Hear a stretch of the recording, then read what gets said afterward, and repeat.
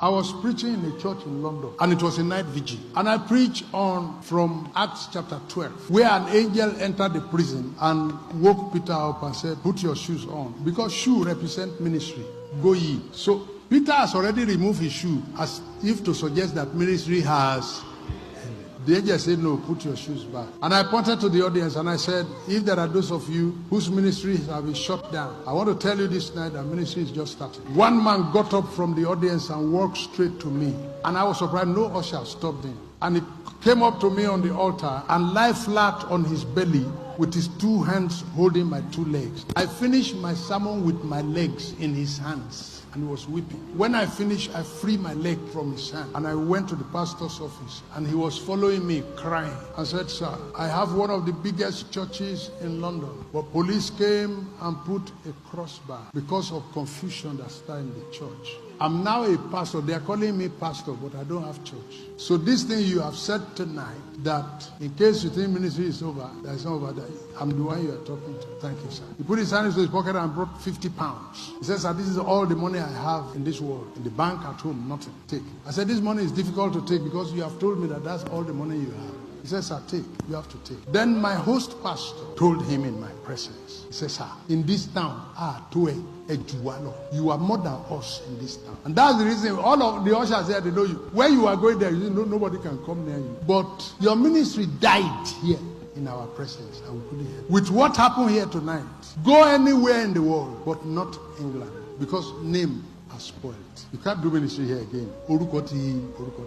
Wherever you find a place, I will pay for the rent. I will buy furniture inside. I will buy music instrument inside, and let me know. So he went to US and found a hall and then called this host. The host paid for the hall, furnished it with chairs, bought musical instruments, even bought him a car and a house to live. But the church was empty. So my host told him, we are talking of father. Go and look for a father. Because you see this issue of father, where you are coming, that's where I am. Your prayer. I am the answer.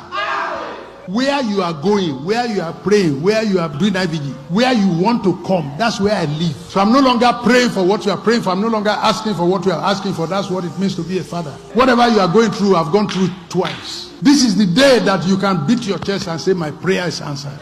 Beat your chest and say, "My prayer is answered." Because there's a father in the house. My host told him, go and look for an elderly person. Because it was in our presence, your big church crashed in London. And we who are your mates, we can't help you.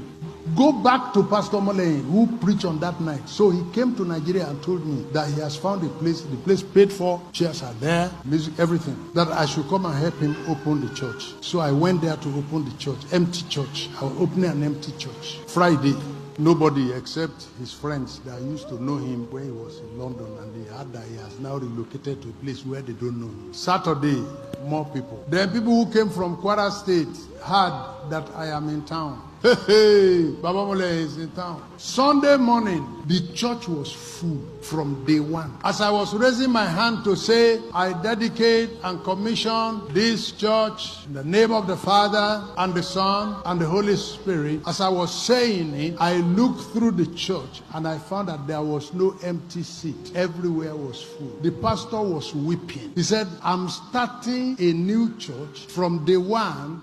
That's what a father can